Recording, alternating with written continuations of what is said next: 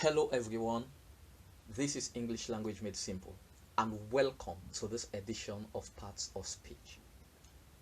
In this edition, we'll be dealing with nouns with special emphasis on types of nouns. In our previous presentation, we talked about parts of speech in general, and today we'll be paying attention to nouns and particularly types of nouns. As stated in our last presentation, a noun is the name of anything. In other words, the word noun itself means name. It can be the name of a person, animal, place, or thing. We want to start with proper nouns. A proper noun is a specific or precise name given to a person, animal, place, or thing.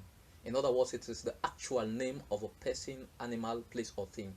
Examples are Lami, the name of a person. Bingo, the actual name of a dog or another pet. Pujang, the actual name of a district or a town in Sierra Leone. Marine House, the actual name of a building in Freetown, Sierra Leone. Now, a proper noun should always be written starting with a capital letter, regardless of its position in a sentence. Examples: the spectators clapped for Usain Bolt. The words Usain and Bolt are the last two words in the sentence, but because they are proper nouns, they are written starting in the capital letter. The teacher asked Amadou to read the paragraph. Amadou is almost at the middle of the sentence, but because it is a proper noun, it is written starting in a capital letter. So when writing proper nouns, regardless of their positions in a sentence, they must be written starting with a capital letter. That is the big difference between proper nouns and common nouns. So for common nouns, it is a generic name given to a person, animal, place, or thing in a class or group. If a noun is not a proper noun, then it is a common noun. We do not write common nouns starting with capital letter, except if they are in the beginning of a sentence or in a title. Examples of common nouns are boy, dog, town, building, fear. So a typical example is boy is a common noun, but Tom is a proper noun. Concrete nouns. These are nouns that we can identify through our five senses. We can either see, touch, hear, taste, or smell them. Examples are table, stone, pen, water. Some concrete nouns are not as obviously solid as others. For example, table, stone, and brick are obvious, of course, but thinking about air and sound, definitely we may argue that they are not concrete nouns, but they are. It's just that they are less obvious. Abstract nouns are the opposite of concrete nouns. In other words, we cannot perceive abstract nouns with our five senses. We cannot see, touch, hear, taste, or smell them. Abstract nouns denote an idea, quality, or state rather than a concrete object. Examples are love, hatred, satisfaction, joy, etc. For countable nouns, these are individual nouns. They are individual in the sense that we can count them one by one. We can count them individually. Examples are stone, book. I can say one stone, 3 books, 4 chairs, 2 tables. For uncountable nouns, they are non-individual nouns. They cannot be counted as unit except a unit of measure is used. For example, I cannot say a water, but I can say a bucket of water.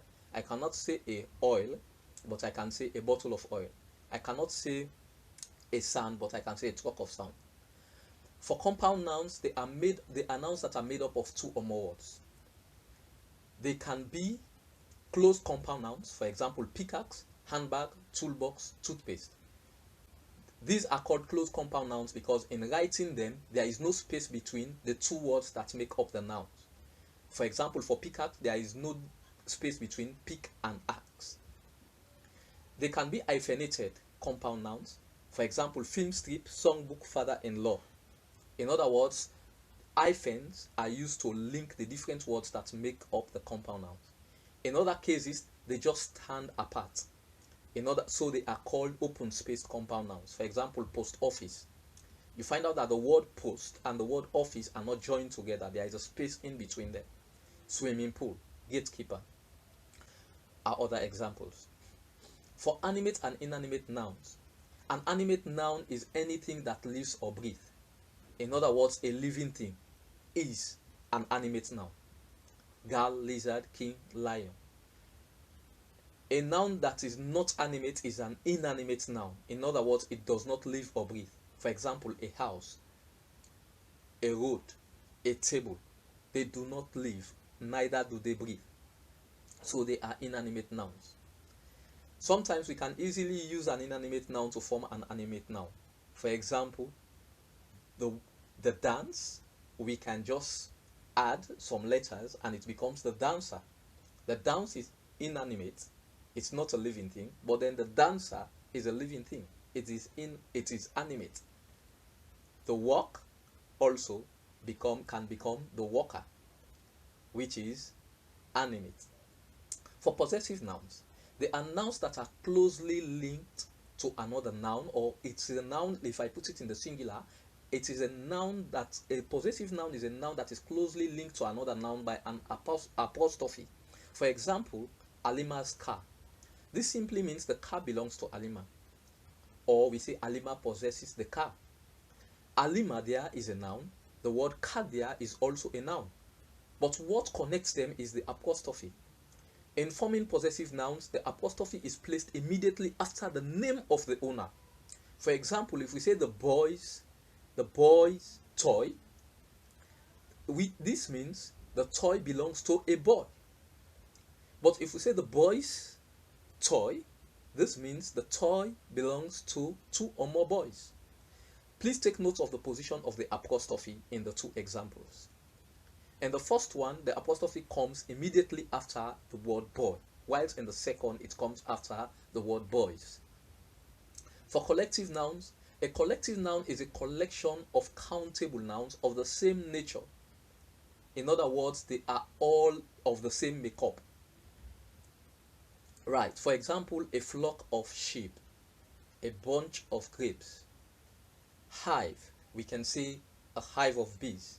Fleet, a fleet of cars. Crowd, a crowd of people. So these words are called collective nouns because they are nouns that are used to represent a collection of countable nouns that are of the same nature. We are stopping here for now, and for our next presentation, we'll be looking at the plural formation of nouns, the identification of nouns, and functions of nouns. It might be all, we might look at all, but we might look at one or two of them. It depends on the situation. So I want to say thank you very much for this time, for your time, and want to say keep safe, and stay home. Thank you very much, and God bless you, as we pray that this coronavirus issue will end soon. Hello everyone, this is English Language Made Simple, and welcome to this edition of Parts of Speech.